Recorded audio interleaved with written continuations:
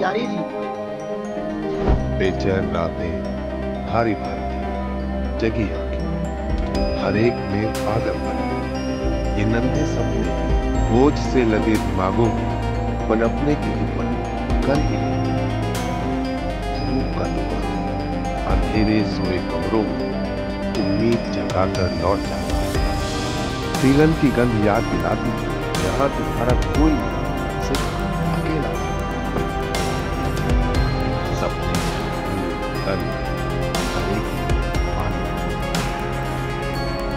ये पागलपन ही तो है जो हर एक को हर एक से जोड़ता है। हम थके नहीं, हम रुके नहीं, हम बेजान नहीं हुए, क्योंकि हर एक पागल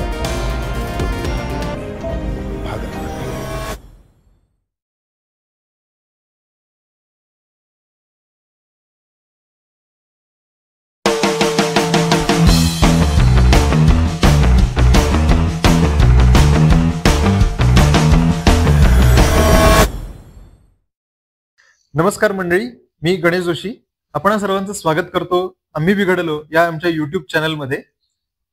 आमचा जडणघडणचा पुढचा जो भाग आहे त्या भागामध्ये आज आपण भेटणार आहोत श्री राहुल सोमवंशी, जे इनसाइड क्लासेसचे संचालक आहेत. हे करिअर विषयक मार्गदर्शन करतात. त्याबरोबरच सीईटी एक्झाम्स आणि अब्रॉड स्टडीज साठी देखील हे विद्यार्थ्यांना मार्गदर्शन करतात.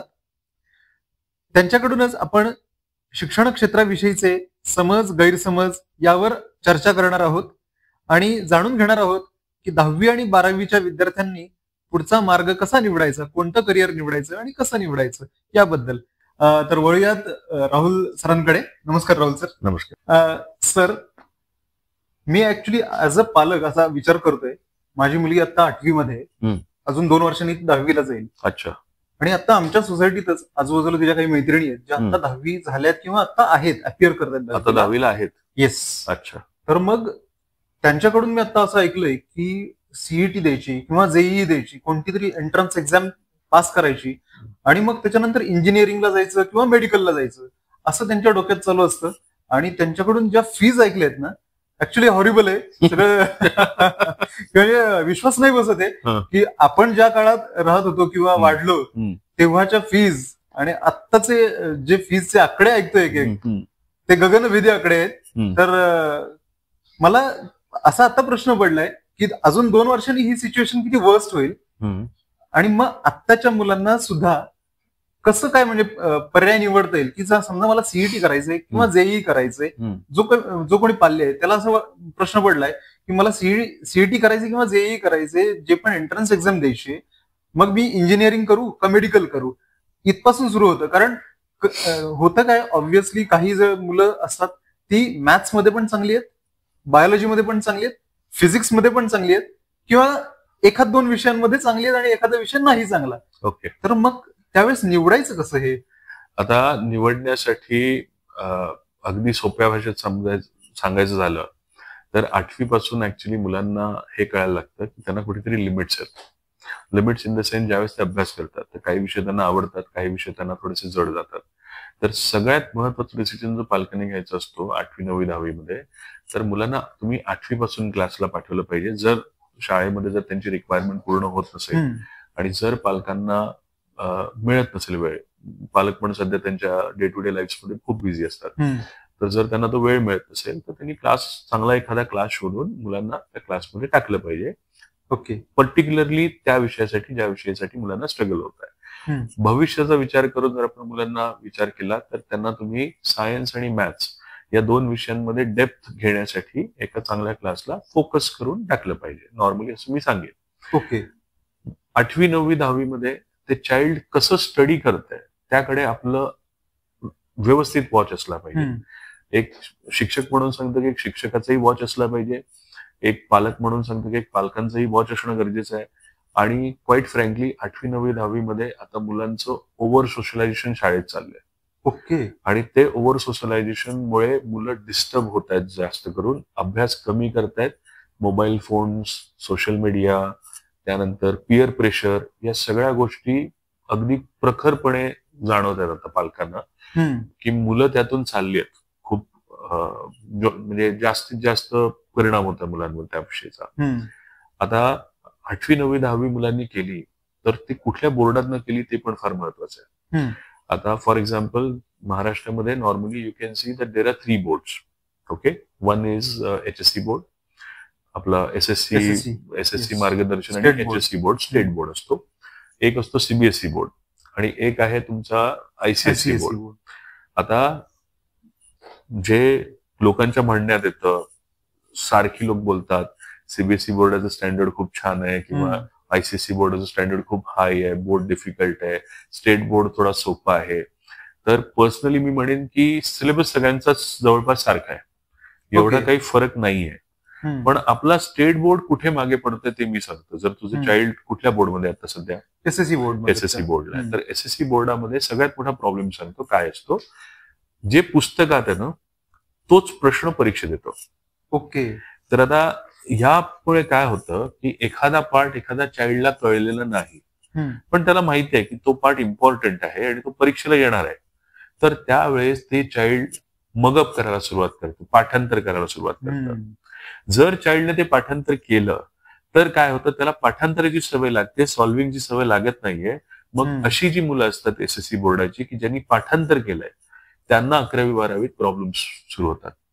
Okay okay. हा, तर पहिल्यांदा जर तुझं चाइल्ड SSC बोर्डात आहे तर तिला तिच्या अभ्यासक्रमावर एक्स्ट्रा प्रॅक्टिससाठी एक्सटर्नल अननोन टर्म्स किंवा क्वेश्चन्स तिने प्रॅक्टिस केले पाहिजे, जेणेकरून माइंडसेट पुस्तकात आहेत, हा जो बुक मध्ये आहेत ते सोडून त्याच्या व्यतिरिक्त केलं पाहिजे. तर काय, मग तुझा बोर्ड कुठलाही असो, you are done for the job. Like that is what is required in class 11th and 12th. Okay. तिथे पुस्तकातूनच प्रश्न येत नाही. कॉम्पिटेटिव्ह परीक्षेत पुस्तकावर बेस्ड प्रश्न असतात, सेम येत नाही. नंबर 1 सेम आपण पाठ केलं की ते तसंच्या तसंच येईल. Yes, that is a problem. तर आम्ही काय म्हणतो, पाठांतराची सवय चांगली आहे कुठल्या विषयांसाठी, लँग्वेज आहे, SST आहे, सोशल सायन्सेस आहे, ठीक आहे तिथे पाठांतर लागतं, ओके फाईन, आय अंडरस्टँड. पण सायन्स आणि मॅथ्स या विषयामध्ये मला अंडरस्टँडिंग पाहिजे. तर त्या अंडरस्टँडिंगला पाठांतराची जोड नको असते, प्रॅक्टिसची जोड पाहिजे असते. तर सगळ्यात पहिला टास्क आपला आहे 8वी 9वी 10वी मध्ये की मुलांनी एक्सटर्नल अननोन क्वेश्चन्स प्रॅक्टिस केली पाहिजे. Okay. That is the first task. मग तू कुठल्याही बोर्डाचा असो, आणि जर हे 3 वर्ष झालेलं असेल, हा एक्सरसाइज केव्हापासून सुरू केला? 8वी पासून कंपल्सरी. ओके. म्हणजे CBSE मध्ये हा एक्सरसाइज CBSE थोडंसं करून घेतं, कारण त्यांचा पेपर तसा येतो. ओके. ICSE मध्ये पण त्यांचा पेपर थोडा डिफिकल्ट येतो, त्याच्यामुळे मुलांचा हा पार्ट थोडासा मुलं फोर्सफुली करतात हा पार्ट. अच्छा. पण SSC बोर्डामध्ये हा पार्ट फोर्सफुली नाही करू शकत मुलं, कारण पेपर तसाच येतो. मग मुलं म्हणतात मी एक्स्ट्रा स्ट्रेस का घेऊ, म्हणजे जसं पेपरचं स्ट्रक्चर आहे. तर माझ्या पद्धतीप्रमाणे त्यांनी आता मध्ये गव्हर्नमेंट म्हणतंय की आम्ही NCERT मोड ऑफ स्टडीज कडे चाललोय वगैरे. त्यांना मोड वगैरे बदलायची काही गरज नाहीये, पेपरची पद्धत बदला. अच्छा. Okay. The question paper that is coming is a problem, because if I know की माझ्या पुस्तकातलाच प्रश्न येणार 8वी 9वी 10वीला, तर मग तो आम्हाला प्रॉब्लेम वाटतो. 8वी 9वीला थोडीशी तुम्हाला एक्स्ट्रा सॉल्व्हिंगची गरज आहे. ओके. तेव्हापासून ती सवय लागली पाहिजे. So that is stage number 1. आता जसं तुमचं 10वी संपतं, तुम्हाला एक गोष्ट क्लिअर झालेली असते की मला मॅथ्स जास्त आवडतंय, फिजिक्स आवडतंय, की मला पाठांतर खूप माझं छान आहे आणि मला बायोलॉजीकडे माझा ओढ आहे. आता सगळ्यात पहिलं कन्फ्युजन मी पालकांसाठी सांगतो. काही पालक जुन्या सिस्टीम प्रमाणे विचार करतात आणि एक मिस्टेक करतात. काही मुलांना 8वी पासून गणित थोडं कठीण जातं, तर पालक काय सांगतात त्याला, ठीक आहे बेटा, नो प्रॉब्लेम, आपण मेडिकल करू, असं अनावधानाने बोलून जातात, अनावधानाने बोलतात बरं का. आता प्रॉब्लेम कसा असतो, ते चाइल्ड त्यावेळेला अगदी कच्चा गोळा असतं. So the child absorbs that information की मला मॅथ्स जर कठीण जात असेल तर मी मॅथ्स दुरुस्त करायला नको, माझ्याकडे एक पळवाट आहे, मी मेडिकल करतो, असं त्याचा गैरसमज होतो. आता प्रॉब्लेम काय आहे त्यामध्ये, सध्या मेडिकलसाठी नीट एक्झामिनेशन भारत सरकारने कंपल्सरी केले, इंडियन स्टँडर्ड केलाय. तर त्या परीक्षेमध्ये फिजिक्स, केमिस्ट्री आणि बायोलॉजी असे 3 सब्जेक्टचे पेपर असतात. बरोबर. जर तुमचं मॅथ्स कमकुवत असेल तर 12वीचं फिजिक्स तुम्ही कसं सोडवणार, हा फंडामेंटल क्वेश्चन आहे. आणि जागा किती आहेत? 72,000, 62,000 to 72,000 government medical seats. Okay. Applicant किती आहेत? 24 लाख. बापरे. येस. सर, जर माझं फिजिक्स कमकुवत आहे, मला मॅथ्स नाही आहेत, ज्या मुलांना पाठांतर येतं ते केमिस्ट्री ऍज वेल ऍज बायो तर छानच करणार, त्यांना काही प्रॉब्लेमच नाहीये. मग खरा कॉम्पिटिशनचा भाग कुठला आहे? फिजिक्स आहे. फिजिक्स आहे. आणि फिजिक्स चांगला कोण देणार? ज्याला गणित येतं. ज्याला गणित येतं. तर मीच माझ्या पाल्याला सांगितलेली एक चूक, बरोबर, चुकीची इन्फॉर्मेशन रादर आपण म्हणूया, त्याचा किती इम्पॅक्ट त्या चाइल्डच्या फ्युचरवर होणार आहे. कारण चाइल्डने मॅथ्स कमकुवत ठेवलं आणि विचार केला की नाही मी तर मेडिकलला नंबर लागतोय, बट दॅट डझंट हॅपन. आणि मग पालक सुद्धा हतबल असतात, कारण पालकांनी त्या मुलाला एक ड्रीम दिलाय. मग त्यावेळेस दादा मी खरं सांगतो तुला, पालक 30 लाख ते 40 लाख रुपये टाकून वर्षाचे मुलांना मेडिकल फील्डला ऍडमिशन घेतात. आणि ते बघून मला म्हणजे कसतरी it is very difficult for a middle class family to do that. ज्याचे आई वडील डॉक्टर आहेत आणि ज्यांच्याकडे 2 पैसे आहेत ते करू शकतात. पण म्हणून आम्ही सांगतोय की मुलांना इन्फॉर्मेशन जेव्हा पण इन्कमच एवढं नाहीये तरी जस्ट इमॅजिन पे करू शकतील, लोन वगैरे घेतात.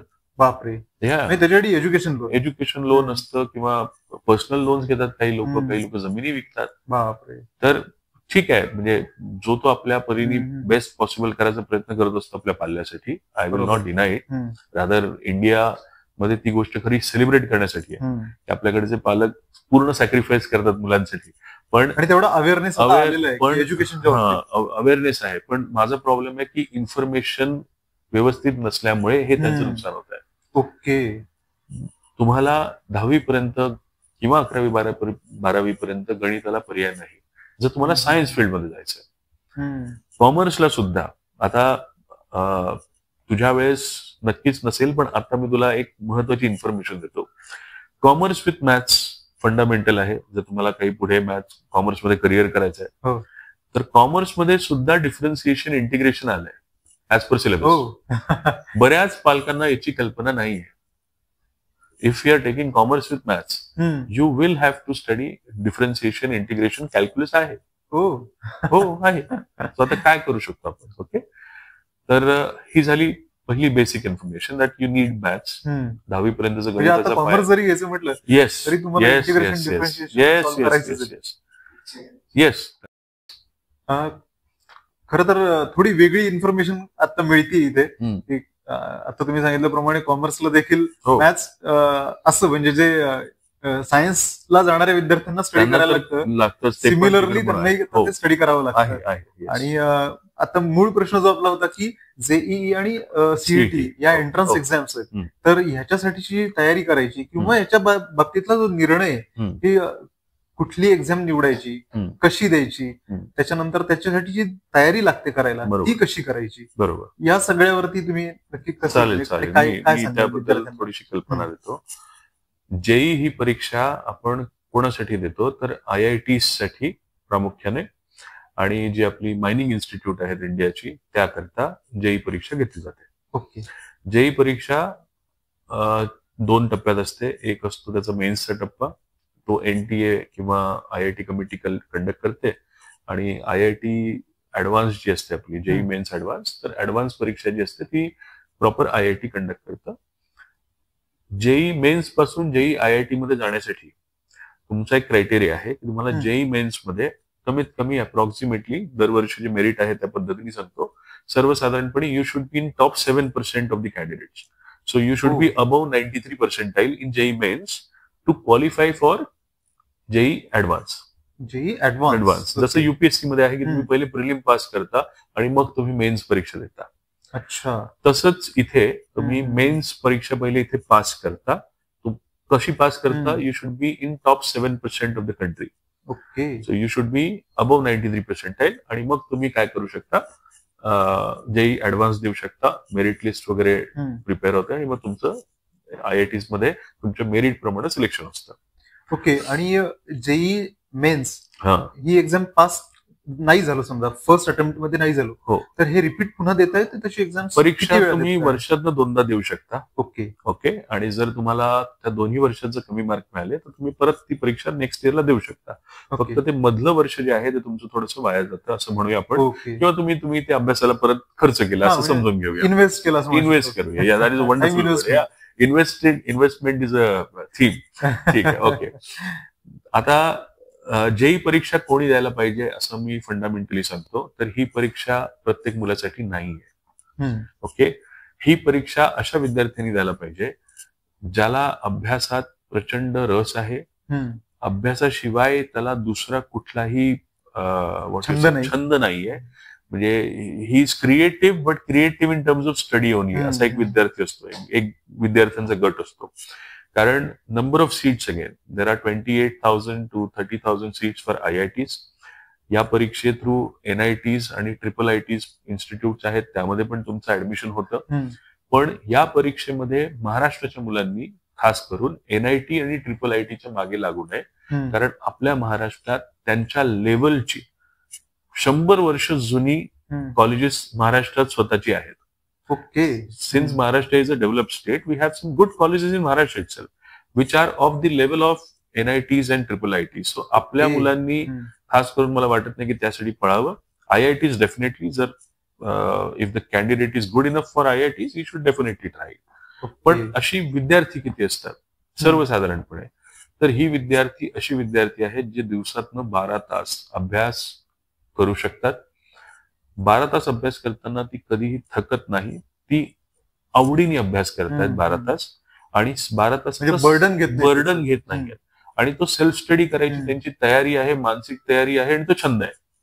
तर नॉर्मली अशा विद्यार्थ्यांना आम्ही सक्सेसफुल झालेलं बघतोय जेई मध्ये. पण आपल्याकडे खरं म्हणायचं गेलं तर मार्केटिंगमुळे जेईला ऍडमिशन घेणारी मुलं जास्त आहेत. ओके.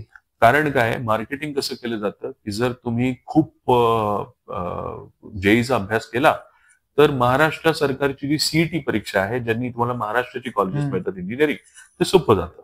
ओके. पण तसं नाहीये. मिसलीड करणाऱ्या ऍड्स आहेत या. कारण कसं आहे, जेईचा जो विद्यार्थी जेई मेन्स सिलेक्ट होतो, म्हणजे जो टॉप 7% मध्ये असतो, तो विद्यार्थी CET मध्ये छान स्कोअर करतो. हे मी ऍग्री करतो. म्हणजे ज्या मुलाला 93% पेक्षा जेई मध्ये चांगले मार्क मिळालेले आहेत, तो CET मध्ये पण छान स्कोअर करतो, हे मी मान्य करतो. पण त्याच्या खाली कुठलाही विद्यार्थी सेम CET लेवलला परफॉर्म नॉर्मली करत नाही. त्याचं कारण काय होतं, आपल्या मुलाला 10वीला 70% मार्क आहेत, 80% मार्क आहेत, 90% मार्क आहेत. तर हे मार्क फार तोकड्या सिलेबसवर मिळालेले मार्क आहेत. ओके. मुलांचा पाय आम्ही गणितात बघतो. If somebody is fantastic in mathematics, fantastic in physics, can think in those subjects, okay, such kind of children are very rare children. Rest of the children are followers. एकाने admission घेतली म्हणून मागचे 100 लोक जायला तयार असतात. पण ते हा विचार करत नाही की तो एक त्याला क्लासेसने नाही बनवलाय किंवा शाळेने नाही बनवलाय. उसमें वो बात पहले से है. वो क्या बात है स्टूडेंट है. Do you understand what I am trying to say? तर तो विद्यार्थीचा क्लास वेगळा आहे. ओके. आणि नॉर्मली काय होतं मार्केटिंग मध्ये, आता मी खरंही सांगायला नाही पाहिजे कारण सगळे माझे भाऊ बंदच आहेत, ऑल अदर क्लासेस. ओके. पण काय होतं, लेट्स टेक एन एक्झाम्पल की मी एक्स क्लास आहे, I am a X class and I want to take admissions this year for IITs. What I will do is I will conduct an examination. बघा हे model असतं normally. आम्ही examination घेतो, class examination घेणार आणि सांगणार की आमच्या एक्झाम मध्ये तुमचा पाल्य कसा परफॉर्म करतो, त्या बेसिसवर आम्ही तुम्हाला स्कॉलरशिप देणार. ओके. मग काय होतं, सगळी मुलं एक्झाम देतात कारण ती एक्झाम फ्री असते. आणि मी एक्झाम का घेतो, कारण मला तेवढ्या पालकांचे नंबर्स, मोबाईल फोन्स, हे ते सगळं मिळतं, डेटा. ओके. आता त्यानंतर काय होतं की ती एक्झाम मध्ये जे असे काही विद्यार्थी असतात, आम्ही सगळ्यांचे पेपर्स चेक वगैरे करतो, सिस्टीम असते basically, computer system, computerise paper असतो. तर त्या एक्झाम मध्ये जो मुलगा पहिला आलाय अख्ख्या सिटीत, त्या मुलाला मी 100% स्कॉलरशिप देतो. का? कारण मला माहिती आहे तो IIT मटेरियल आहे. ओके. अंडरस्टूड. पण जे बाकीचे आहेत ना त्यांना मी कोणाला 10%, कोणाला 15% असं माझी कॉस्ट इन्फ्लेट करून मी तेवढी स्कॉलरशिप देतो. पण मला माझ्या मनात तीळ मात्र शंका नसते की हा सिलेक्शन कॅन्डिडेट नाहीये. आधीपासून माहिती असतं क्लासला. तर क्लास काय करतात, बॅचेस बनवतात. ओके. ज्यांना मी 100% स्कॉलरशिप दिली आहे, who are going to be my toppers, they are in a different very core group, त्यांना माझी बेस्ट टीचर शिकवतात. ओके. आणि जे बाकी विद्यार्थी असतात ते माझे बँकर्स असतात. तर मेजॉरिटी जेवढे आपले JEE वाले क्लासेस आहेत across Pune, Mumbai, across India, त्यांचं हे सिम्पल सेटअप आहे. आणि याला पालक भुरळ घालतात. 1000 मुलांमधून फक्त 17 ते 20 विद्यार्थी सिलेक्ट होत आहेत प्रत्येक क्लासचे. तुम्ही कुठलाही क्लास घ्या, ठीक आहे. जो महाराष्ट्रात आहे मॅक्सिमम क्लासेसचे हाच रिझल्ट आहे की 1000 मुलांचं जर माझ्याकडे business model, it's a business model. पण ती 20 मुलं जी सिलेक्ट होत आहेत ती ओरिजिनलीच तशी होती, राईट. मग बाकी 980 विद्यार्थ्यांचं काय? बरोबर. जर तुम्ही त्या मुलांना त्यांच्या क्षमतेप्रमाणे जर त्यांचा रस्ता तुम्ही दिला असता तर त्यांच्या पालकांचं तेवढं फायनान्शियल नुकसान थांबलं असतं की नाही? एक्झॅक्टली. आज हे एक्स क्लासेस 6 लाख रुपये, 5 लाख रुपये, 8 लाख रुपये घेत आहेत for 2 years of education. Okay. Just look at that amount of money. आणि पालकांना वाटतंय की मी एवढे पैसे भरतोय, एका छान ठिकाणी माझ्या मुलाला पाठवतोय, मी जास्त पैसे भरतोय भविष्य घडवण्यासाठी, तर माझा मुलगा सिलेक्ट झालाच. No, that is not true. That is not true. आज IIT ची व्हॅल्यू का आहे? कारण IIT चिरणं कठीण आहे. तिथं गेलेला प्रत्येक मुलगा खास आहे. Please try and understand, right. त्याच्यात काहीतरी स्पेशल आहे म्हणून तो पोहोचलाय. क्लासेस लावून कोणी स्पेशल फार महत्वाचं. क्लासेस लावून कोणी स्पेशल बनू नाही शकत. बरोबर. आम्ही काय सांगतोय की प्रत्येक मुलामध्ये काहीतरी इनहेरेंट टॅलेंट आहे. तुम्ही त्या टॅलेंटला अक्वायर करा.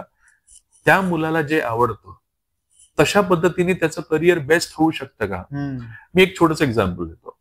Suppose a child has a dream की मला गुगल किंवा मायक्रोसॉफ्ट किंवा अशा एका छान IT कंपनीत जॉब करायचा. मला कम्प्युटरचं कोडिंग पण येतं. मला माझ्या पालकांनी एक्सपोज केलं होतं. मला पायथन येतं थोडंसं. मी आता AI पण नवीन फील्ड येतं, तर मला त्यामध्ये खूप इंटरेस्ट आहे. पण मला खूप जास्त कठीण मॅथ्स जातं रे. मला मॅथ्स खूप कठीण वाटतं मला. म्हणजे प्रोग्रामिंग वगैरे सगळं करतो. पण मॅथ्स थोडं नको वाटतं मला. तो माझा आवडीचा विषय नाही. हा छंद आहे माझा, पण हा नाही. हे थोडं मला अवघड वाटतं. असे विद्यार्थी असू शकतात. नक्कीच. अशी पण विद्यार्थी असतात की ज्यांना खूप एन्झायटी असते, त्यांना कॉम्पिटिशन नाही आवडत. बरेच आता लहान आपल्या घरामध्ये भाऊ बहिणी म्हणतात ना एकमेकाला की मला कशाला जज करते तू, असं राईट. They do that. तर त्यांना ते आवडत नाही. तर अशा विद्यार्थ्यांना खूप एन्झायटी होते, खूप घाबरायला होतं. आणि कसं असतं, सगळे क्लासेस पहिले 6 महिने ना बेसिक्स करवतात आणि त्या 6 महिन्यात ते म्हणतात की आम्ही तुम्हाला 6 इन्स्टॉलमेंट देतोय, तुम्ही सगळे पैसे भरा. ओके. म्हणजे पालकांचे सगळे पैसे भरले गेलेले असतात आणि मग ते JEE ऍडव्हान्स शिकवायला सुरुवात करतात. आणि ज्यावेळेस ते JEE ऍडव्हान्स शिकवायला सुरुवात करतात, जर एखादा मुलगा हा थोडा मिडिओकर आहे, let's say he is not the best of the best of the lot, तो मुलगा अभ्यास सोडून देतो रे. कारण तुम्ही त्याला त्यावेळेस त्याला कळतच नाही तिकडे काय चाललंय ते. आणि त्याला तुम्ही तिथे 6 ते 7 तास दररोज बसवताय, टॉर्चर करताय त्या मुलाला. आणि त्याला मनापासून आवड नाही, त्याला मनापासून ती आवडच नव्हती आणि ते त्याला कळलं नाही त्यावेळेला. त्याचे बाकी मित्र तिकडे गेले म्हणून तो मित्र तिकडे गेला, मागे गेला. पण आता काय? आणि तो परत नाही येऊ शकत कारण त्याचे आयुष्यातले 7 महिने खर्च झाले. बरोबर. अशा भरपूर मुलांचं नुकसान होत आहे.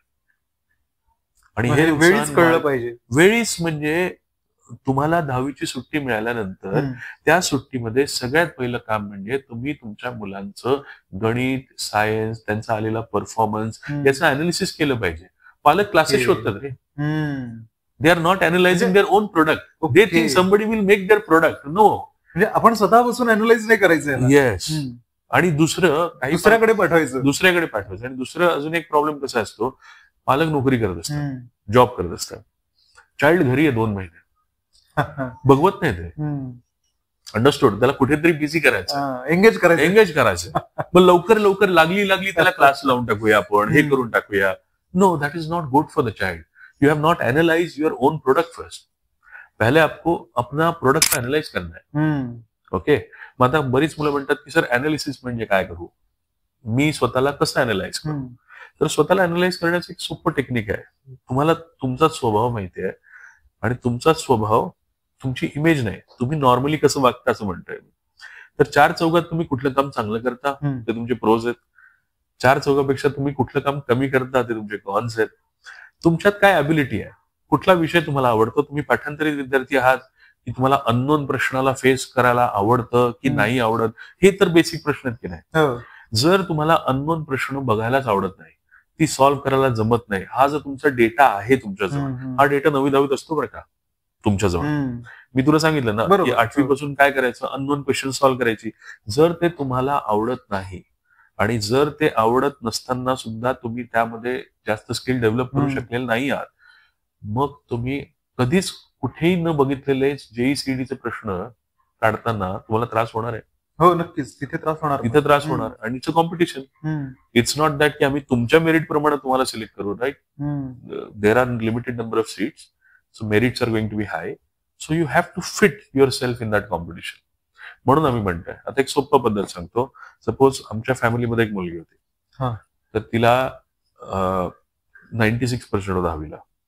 तिला खूप तिने जेईचा क्लास लावला आणि काय झालं, जेईच्या क्लासला गेली, शाळेत टॉपर होती ती. तर जेईच्या क्लासला गेल्यानंतर काय झालं, 4-5 विद्यार्थी उत्तर द्यायचे, सरांनी प्रश्न टाकलं, 4-5 children, and she was not able to answer. She never had that experience. She was the topper of the school, right. तर तिला स्कूलमध्ये असताना टॉपर होती, स्कूलमध्ये होतं टॉपर होती आणि ती एका क्लासला जायला लागली 11वीला आणि अचानक तिला काहीच जमेन असं झालं आणि बाकी मुलं 4-5 उत्तर द्यायला लागली, तर तिला घाबरायला व्हायला लागलं. ओके, 1 महिना तिने सहन केलं. दुसऱ्यांदा नंतर तिने सांगितलं घरी की मला हे नाही करायचं, मला कॉम्पिटेटिव्ह परीक्षाच नाही करायची, मला काहीच नाही करायचं. डिप्रेस झाली ती. एक चांगलं child was 96% child, just because of lack of analysis she got depressed. So then we asked her, ठीक आहे राजा, तू 11वी 12वी नॉर्मल करणार का? ती म्हटली हो मी करणार. तर तिचा पाथ आम्ही बनवला. 11वी 12वी तिने नॉर्मल सायन्स केलं, तिने बीएससी साठी फर्ग्युसनला ऍडमिशन घेतली, कम्प्युटर सायन्स केलं, बीएससी कम्प्युटर सायन्स. त्यानंतर ती मास्टर्स करायला युएसला गेली. तुम्ही बीएससी कम्प्युटर सायन्स करून सुद्धा मास्टर्स करू शकता. Very good. There is no need of it. मग कशाला हे सगळं झंझट? ऍक्च्युली आम्ही म्हणतो की 12वी नंतर तुम्हाला 4 वेज आहेत जर तुम्हाला सायन्स परस्यू करायचे तर. There are 4 veg.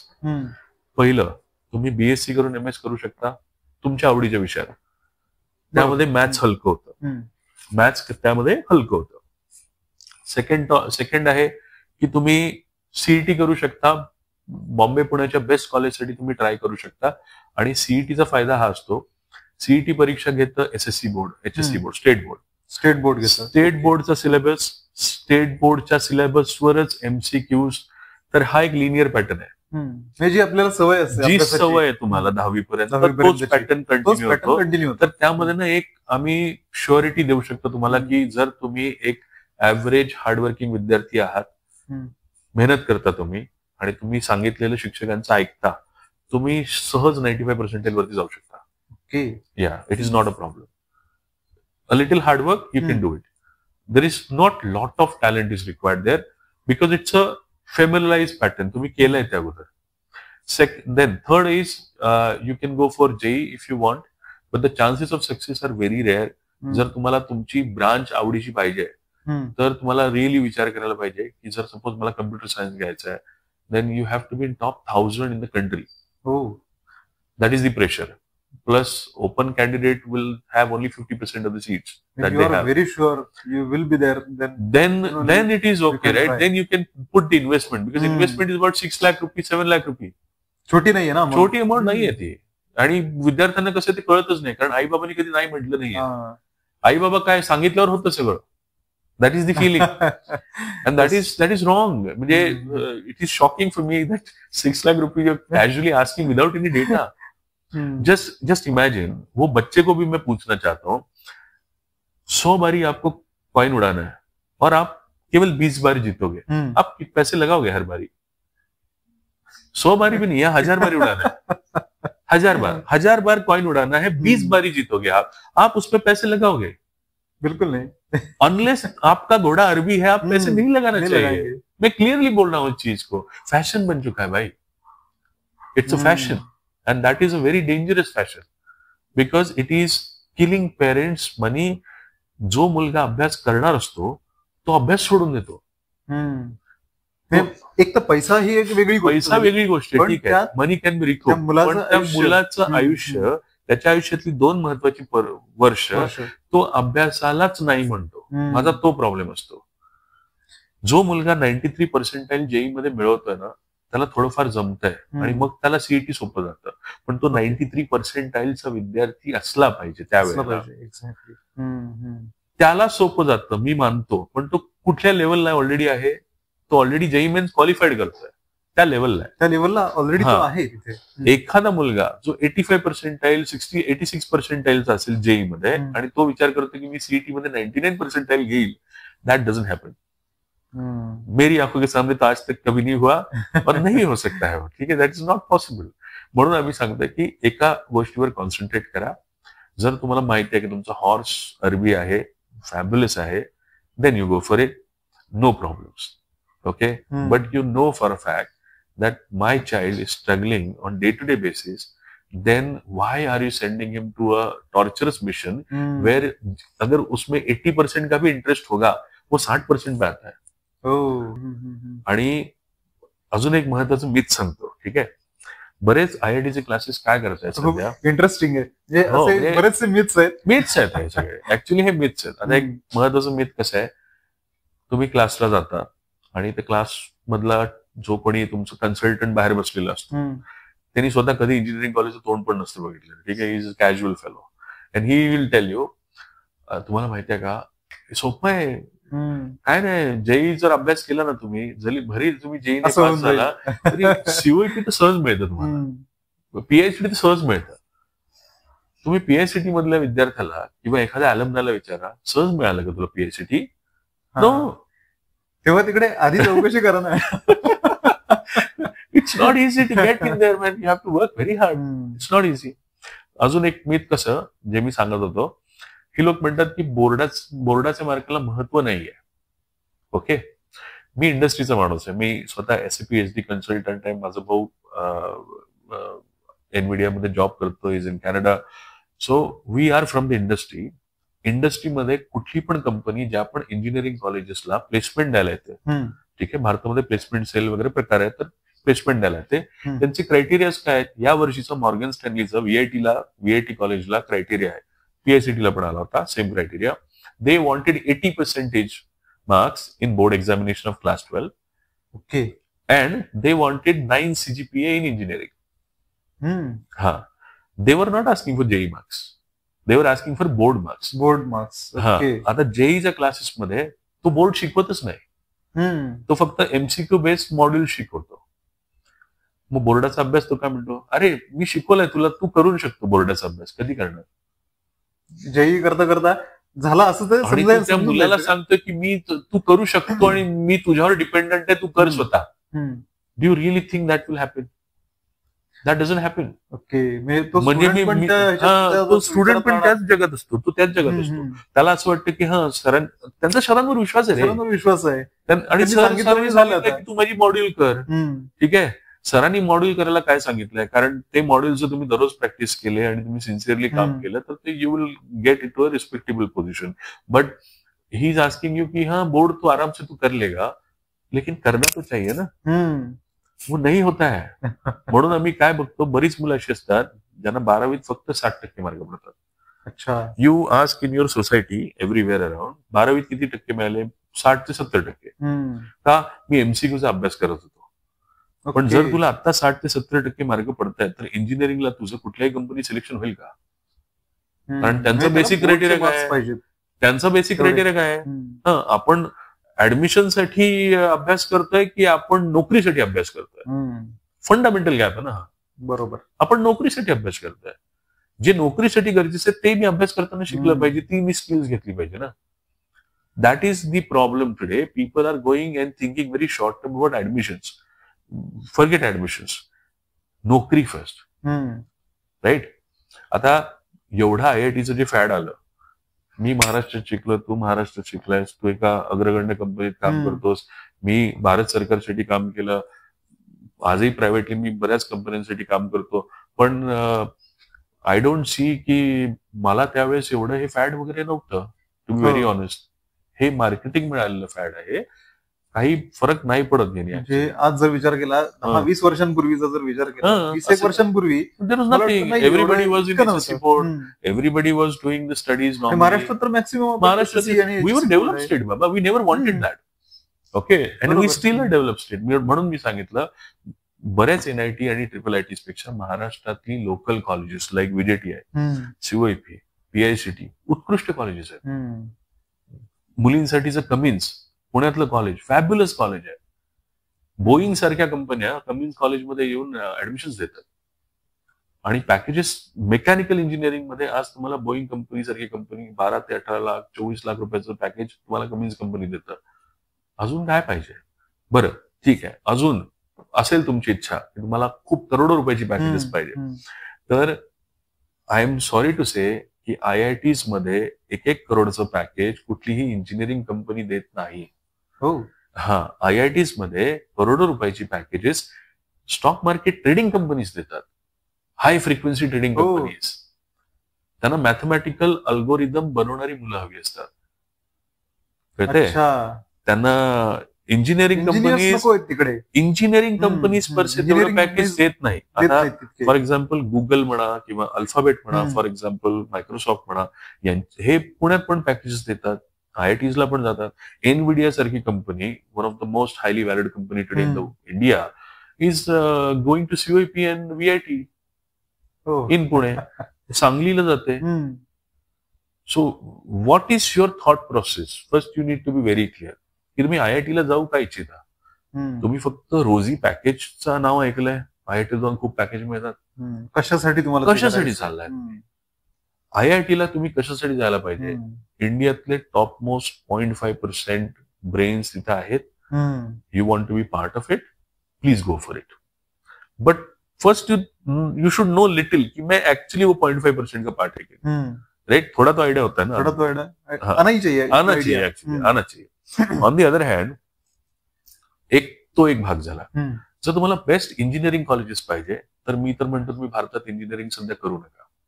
ओके, या बरेच लोकांना माझ्याविषयी खूप वाईट भावना है ना होईल, ठीक आहे, पण मी फॅक्ट सांगतोय, भारतामध्ये रिसर्च अँड डेव्हलपमेंटसाठी कुठलंही कॉलेज त्यांच्याकडे एवढे रिसोर्सेस नाही आहेत आणि ते रिसोर्सेस देत पण नाही.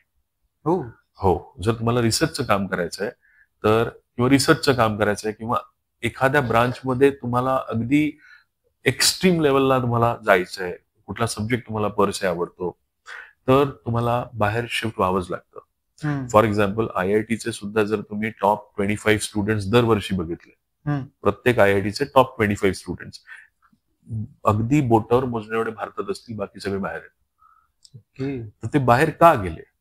तर बाहेर जाण्याचं प्रमुख कारण म्हणजे PhDs, the kind of jobs they wanted, all those jobs were there, they were not here. Okay, आणि आता सगळीकडे आपण ग्लोबलायझेशन पासून मागे येतोय. एव्हरीबडी, आता ट्रम्प म्हणतो ना टॅरिफ लगाएंगे, मैं ये करेगा, मैं वो करेगा. क्या कर रहा है basically? They are closing their economies. Everybody is moving away from globalisation now, जो तो स्वतःच बघतोय आता. बरोबर आहे.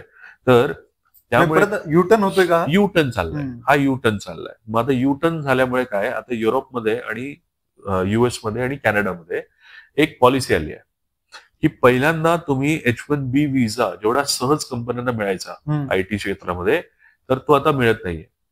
पहिल्या कंपन्यांना फोर्स करतायत कंट्रीज की तुम्ही पहिले लोकल टॅलेंट शोधा, लोकल टॅलेंट असेल तर तुम्ही त्याला घ्या, लोकल टॅलेंट जर नाहीये तरच तुम्हाला आम्ही परमिट करणार आहोत. तर जर तुम्ही महाराष्ट्रात जसं म्हणतो की भूमिपुत्रांना पहिले, मग तसं जर आपण विचार केला, तर जर आपलं चाइल्ड 12वी नंतरच आयव्ही लीग युनिव्हर्सिटीमध्ये जर गेलं, 12वी नंतरच इथे इंजिनिअरिंग नाही केलं, त्यांनी डायरेक्ट तिकडच इंजिनिअरिंग केलं, लेट्स से जर्मनीत केलं, कॅनडात केलं, what ever it may be, तो त्यांच्यासाठी लोकल कॅन्डिडेट असतो. Okay, understood? तर त्याची प्रायोरिटी ऑफ सक्सेस, ठीक आहे, सॉरी प्रायोरिटी म्हणताय, त्याची what you say probability of success probability of success is more. दुसरं, युरोपियन पॉप्युलेशन आता एजेड होते. पॉप्युलेशन जर एजेड होते तर तिथे FTA आता आपण करतोय, फ्री ट्रेड अग्रीमेंट करतोय आणि त्यामध्ये मोबिलिटीचा कॉन्सेप्ट आहे Europe and Indian free trade agreement मध्ये. So they will now get our people there in Europe and our people will work in Europe. Our biggest export is going to be our engineers, doctors, whatever field we are in. तर तो आपला एक export असणार आहे पुढे. अच्छा. तर जर तुम्ही 12वी नंतरच फ्युचर मध्ये असं होणार आहे 100%. Okay. That is the future. तर कारण त्याच्याकडे पॉप्युलेशनच नाही, वर्किंग पॉप्युलेशन नाही, वर्किंग पॉप्युलेशनच नाही संपत आली. तर आपली लोक जाणार तिकडे, त्यांना लागणार इम्पोर्ट करण्याशिवाय दुसरा पर्याय नाहीये. तर मग त्यांनी ऑलरेडी अग्रीमेंट साईन केलं तर भारताबरोबर, रिसेंटली केलं, मोदी सरकारने केलंय, छान अग्रीमेंट आहे. तर जर हे अग्रीमेंट होत आहेत तर तुम्ही आत्ताच विचार करा, जर तुम्ही ऑलरेडी 4 पावलं पुढे आणि तिकडे असता तर तुमचं हायरिंग लवकर होईल, तुम्हाला पॅकेजेस जास्त मिळतील, पैसा पण जास्त मिळेल, हवा पाणी पण ठीक आहे, स्वतःच्या कंट्रीपासून लांब आहात मान्य आहे, 45 ला परत या, भारतात इन्व्हेस्ट करा आणि भारतात राहा. पण वर्किंग एज मध्ये बाहेर जा आणि शिका. तर तो एक तिसरा ऑप्शन झाला. एक पहिला ऑप्शन म्हटला BSc करा, CET करा, बाहेर जा. या तिघही ऑप्शन्स मध्ये तुमची श्योरिटी जास्त है compare to an option of JEE. आपका चांस ऑफ सक्सेस जो है ना वो कम है वहां पे, और वो उसी का ज्यादा है जहां पे बच्चा ही एक अलग अरबी घोडा म्हणतो ना, त्या काइंडचा असतो. तर तुम्ही काइंड घरी ओळखा प्लीज. तुम्ही स्वतःची प्रेमाची झापड थोडी बाजूला काढून अपने काइंड को पहचानो, ठीक है. या फिर आप 8वीं से, जो आपने सवाल पूछा, 8वीं से उस बच्चे को उस काइंड का बनाओ. म्हणजे एकतर तो त्या काइंडचा असला पाहिजे, नाहीतर तुम्हाला बनवावं लागेल. आणि तो 8वी पासून तो बनवावं लागेल, अचानक नाही. आणि त्यामध्ये सगळ्यात इम्पॉर्टंट काय माहितीये का, ज्यावेळेस बनवायला लागेल म्हणतो ना मी, ते चाइल्डने पण एन्जॉय केलं पाहिजे रे. नाहीतर ते चाइल्डचं असं सॉरो फेस असतो आणि आपण चाइल्डला पुश करतो, ते पण बरं नाही. आपण एक फ्रस्ट्रेटेड इंडिव्हिज्युअल करतो, तसं नाही व्हायला पाहिजे. That is something I really want, and I really want to send this message. म्हणजे त्यांना त्यांचं चाइल्डहुड पण एन्जॉय करता आलं पाहिजे, आणि त्याच्याबरोबर जर ते जमत असेल देन दॅट इज ओके. आणि प्रत्येक चाइल्ड वेगळं आहे ना. आता मी अजून एक गंमत सांगतो तुला. भारताचं काहीतरी एक विजन आहे 2047 पर्यंत, काहीतरी म्हणजे खूप ब्राईट विजन आहे. आपल्या गव्हर्नमेंटचं विजन आहे, पॉलिटिशियन्स लोकांचं विजन आहे, आणि आमच्यासारखी लोक त्या विजनला खूप महत्व देतात. कारण आम्हाला पुढचं अमेरिका व्हायचं आहे, आम्हाला अमेरिकापेक्षा छान व्हायचंय, बेस्ट व्हायचं आम्हाला. पण बेस्ट होण्यासाठी जो आता सध्याचा बेस्ट आहे, जर तुम्ही त्याला ऑब्झर्व केलं, त्यांच्याकडे प्रत्येक विषयात PhD आहे, बरोबर. मग आपण मेडिकल आणि डॉक्टर्स का करायचं? बाकीचे पण फील्ड बरोबर की नाही? बरोबर आहे. जे तुमच्या मुलाला आवडतं तुम्ही त्यात परस्यू करा ना, त्याला त्यात पैसे सुद्धा. सगळ्यांनी एकच बस पकडायची. सगळे आता कसं माहितीये का, सध्या कोणी बाहेर टेररिस्ट असेल ना, त्याला खूप सोपं आहे इंडियामध्ये अटॅक करायला. आपल्याकडे सगळं हर्ड मेंटॅलिटी झाली आहे, हो की नाही. एक कोणीतरी कॉन्सर्ट करतोय, फॉरेनचा आर्टिस्ट, लाखो रुपये देऊन लोक त्या कॉन्सर्टला जात आहेत, एकाच कॉन्सर्टला सगळे, आणि परत त्याच कॉन्सर्टचे तेच व्हिडिओ सगळे लोक शेअर करतात. काय म्हणायचं त्याला? कॉन्सर्टला जर सगळेच येणार आहेत तर बॉम्ब तिथेच फुटणार ना. सगळा बॉम्ब तिकडे दिसतो तुम्हाला. This is what the stupidity. So I just want people to understand that आप हर बच्चे को एक ही रेस नहीं दौड़ा सकते. घोडा, त्याच्यानंतर हत्ती, मासा, खारुताई, हे सगळे वेगवेगळे त्यांचे आपापली त्यांची कॅरेक्टरिस्टिक आहे, त्यांची स्किल आहे, त्यांची नॅचरल ॲबिलिटी आहे, बरोबर. मग त्यांना एकाच याच्यात टाकून कशाला त्यांचा आनंद हिरवताय? एक आयुष्य त्यांच्याकडे, बरोबर. कशाला त्यांना प्रॉबेबल फेल्युअर देताय? आज पालक सांगतानाच काय सांगतात, बेटा एक काम करो, आप पहले JEE करो, नहीं हुआ तो फिर CET तो हो ही जाएगा. यार काय को फेल्युअर की तैयारी कर रहे हैं? Why are you doing that? You pursue where you are going to do already good ना. You have confidence ना कि आप CET में अच्छा करोगे, तो उस पर लग जाओ, पहले दिन से लग जाओ, अच्छा करो. क्यों जाना है JEE करने? हा, म्हणजे जायचंय तर जा, पण मग तुम्हाला शाश्वती पाहिजे ना. बरोबर. Look at the cost is 6 lakh to 7 lakh rupees for 2 years. Plus जर त्या चाइल्डचं अभ्यासामधलं मनच उडून गेलं तर काय. खूप छानच माहिती तुम्ही आता दिली सगळी खरं तर. आणि मी आतापर्यंत म्हणजे जे काही ऐकत होतो आणि कितीतरी मिथ्स होते, आज तुमच्यामुळे तुमच्या या पॉडकास्टच्या निमित्ताने आपल्या ते बस्ट होत आहेत ऍक्च्युली. पेक्षा मला ही इन्फॉर्मेशन सांगायची आहे रे बाबा, कारण लोक आहेत ना खूप मिस्टेक करतात आणि इमोशनल मिस्टेक करतात. दर मेकिंग. हे बघ, आता जे आता मी तुला सांगितलं, तुला पण पटलं असेल की हे कॉमन सेन्स आहे. पालकांना पण कळत असेल ही गोष्ट, अगदी व्यवस्थित कळत असेल. बरोबर आहे. नक्कीच कळत. जो माणूस 6 लाख रुपये खर्च करतो त्याला. माझा हाच क्वेश्चन होता की पालकांना आता हे कळत तर असेल की हा कॉमन सेन्स आहे की मला 6 लाख जर मी इन्व्हेस्ट करतोय, कारण कोणी दुकानातनं वस्तू घेताना सुद्धा 10 वेळा विचार करतो. बरोबर. मी जर 15,000 20,000 जरी इन्व्हेस्ट करतोय तर ती वस्तू पुढे किती वर्ष चालेल, किती दिवस चालेल. तर मग हे तर मुलांच्या फ्युचर बाबत निर्णय घेतोय. म्हणजे मग पालकांना ही गोष्ट अतिशय इझिली कळायला हवी किंवा त्याच्यावर त्यांनी निदान तेवढा सिरियसली विचार तरी करायला पाहिजे. हे बघ, तुला खरं सांगू, पालकांना हे कळतं. हो, त्यांना अगदी व्यवस्थित कळतं, सगळं कळतं. पण काय आहे, एक 90s आणि 80s ची जनरेशन ऑफ पेरेंट्स आहेत. त्या पेरेंट्सनी आयुष्यभर त्यांच्या पालकांना खुश केलं आणि आता ते त्यांच्या मुलांना खुश करा. आम्ही पण आता त्याचं. हो, तू पण आहेस. तर आता काय झालंय मी खरं सांगतो. आता बघ कसं आहे, somehow parents who came from a middle class background, त्यांना असं वाटतं की जे मला मिळालं नाही किंवा जे मला मिळू शकत होतं पण मला इन्फॉर्मेशन नव्हती, तर मी माझ्या चाइल्डसाठी सगळं बेस्ट करणार. माझ्या पोटाला कात्री लावीन, माझ्यासाठी मी सॅक्रिफाइसेस घेईन, पण चाइल्डसाठी मी बेस्ट करीन. मान्य आहे, वाटेल ते कष्ट करेन, वाटतं ते कष्ट करीन. आणि म्हणून मी त्याला 1.25 लाख रुपयाच्या शाळेत घालतोय. मी त्याला 6 लाख भरून, बेटा तुझी इच्छा आहे JEE करण्याची, तू कर, मी तुला सपोर्ट करतोय. हे सगळं करतोय तो पालक.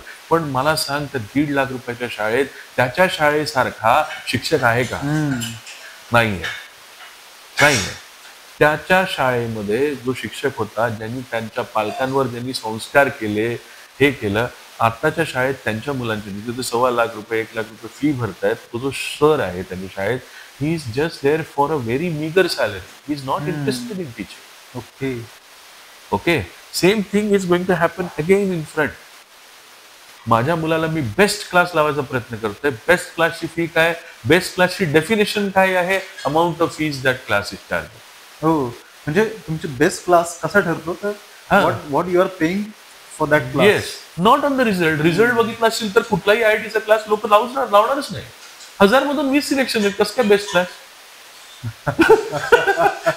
1000 मधून 20 सिलेक्शन, कसं काय बेस्ट क्लास? मग कसं काय बेस्ट आहे ते? 980 फेल कर रहे हैं, तो फिर बेस्ट कैसे हुआ? मग हा फंडामेंटल क्वेश्चन आहे.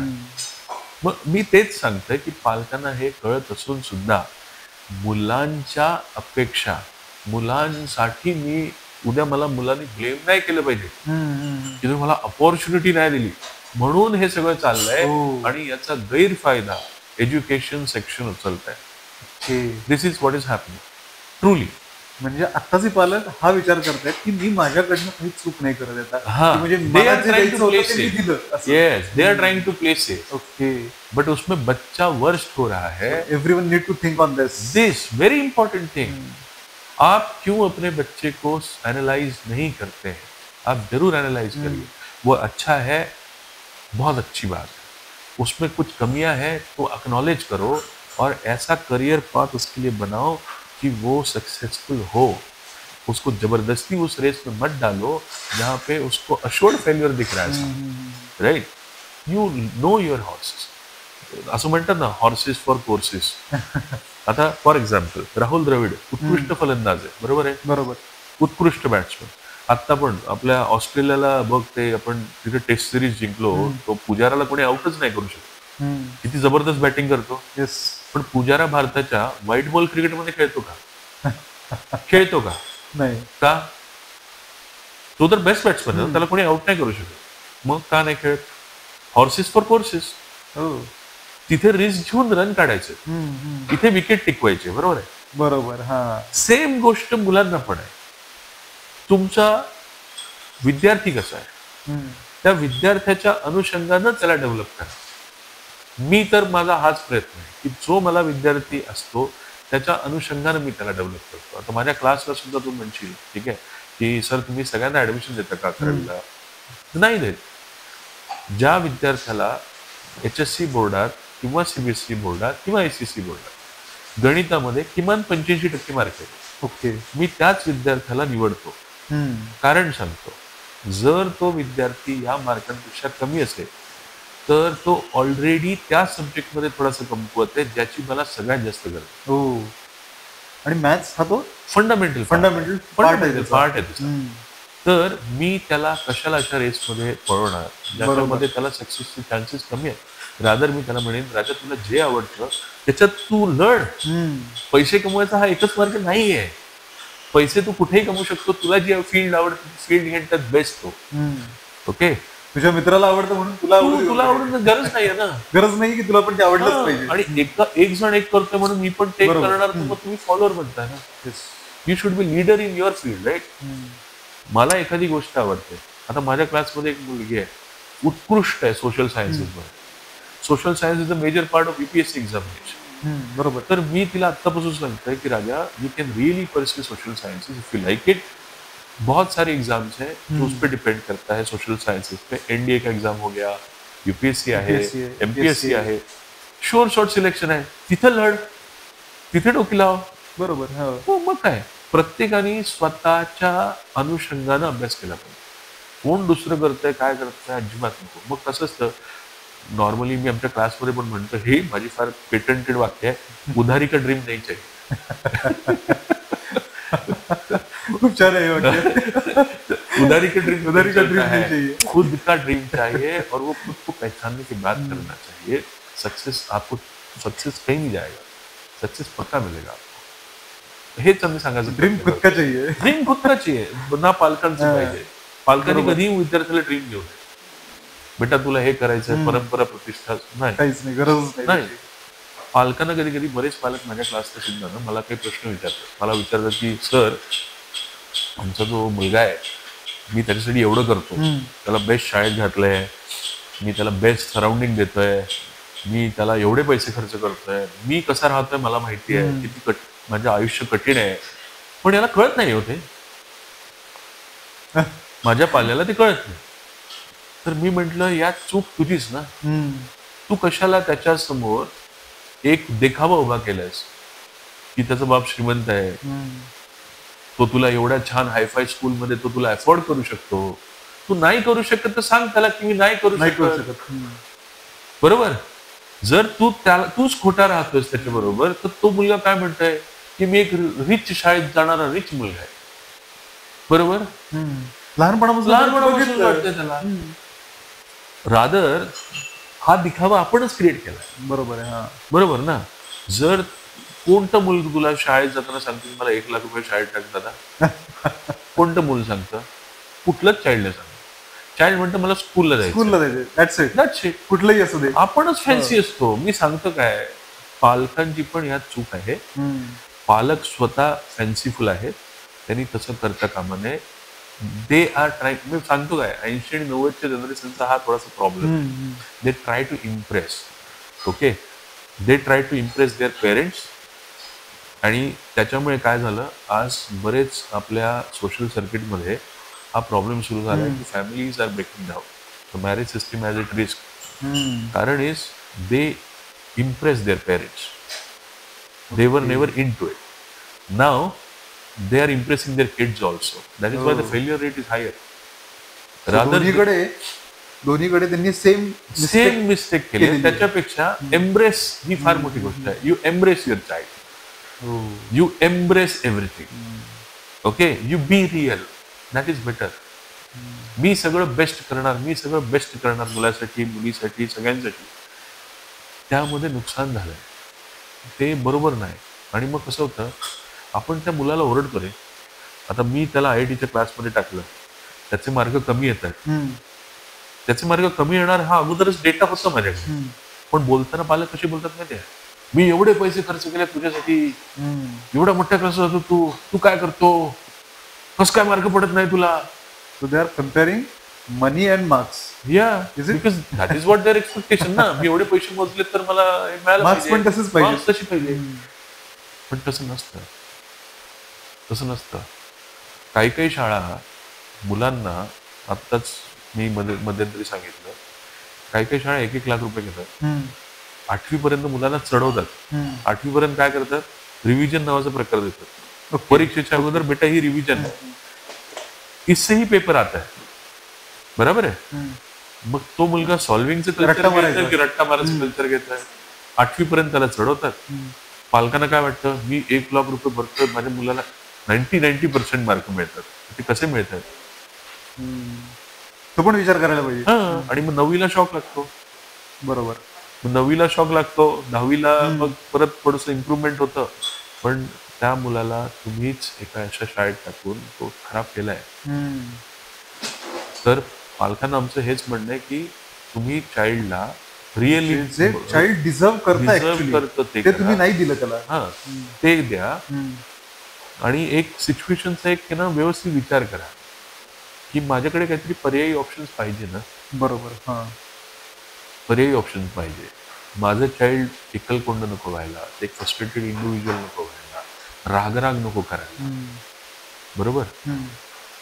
आपण त्याला कुठल्या रेसमध्ये टाकतोय, ती रेस त्याच्यासाठी सुटेबल आहे का. माशाला तुम्ही पोहायला पाठवा आणि माशाला तुम्ही रनिंगला पाठवा, तो पोहण्यातच मस्त करेल ना, एक्सपर्ट आहे ना, त्याचं फील्ड आहे ना. मग तुम्ही त्याला त्याच्यात पळवा ना. सगळ्यांना तुम्ही सेम बसमध्ये का बसवता. That is my problem. Rahul sir, खूप छान वाटलं तुमच्याशी बोलून. थँक्यू. ही चर्चा आज आपण या निमित्ताने जी घडवून आणली आहे, खरोखर या सगळ्या पालकांसाठी, विद्यार्थ्यांसाठी फार मार्गदर्शक ठरेल असं नक्कीच म्हणजे वाटतंय मला तरी. कारण मी ज्या काही गोष्टी, कल्पना माझ्या डोक्यात होत्या आणि जे ऍक्च्युअल फॅक्ट्स आहेत त्याच्यावरती आता जे आपण डिस्कशन केलं ना, यातून मला असं लक्षात आलंय की मी देखील बऱ्याचशा मिसकन्सेप्शन्स मध्ये होतो. आणि माझं सांगणं फक्त एवढं सोपंच आहे की instead of taking this decision emotionally, you should always take this decision with data. What my daughter or son is good at, how good they really are, okay, and what they can do. Don't be hopeful, be realistic, and give your child a taste of success instead of state of failure. आणि success साठी path वेगळे आहेत, भरपूर आहेत. निवांत राहा आणि खुश राहा. ठीक आहे. नक्कीच. आणि या पॉडकास्ट साठी तुम्ही तुमच्या बिझी शेड्यूल मधनं जो काही वेळ काढून दिलात त्याबद्दल खरोखर मनापासून धन्यवाद. थँक्यू. आपण नक्कीच पुन्हा एकदा अशाच वेगवेगळ्या विषयांवरती चर्चा करण्यासाठी भेटूयात. थँक्यू. धन्यवाद.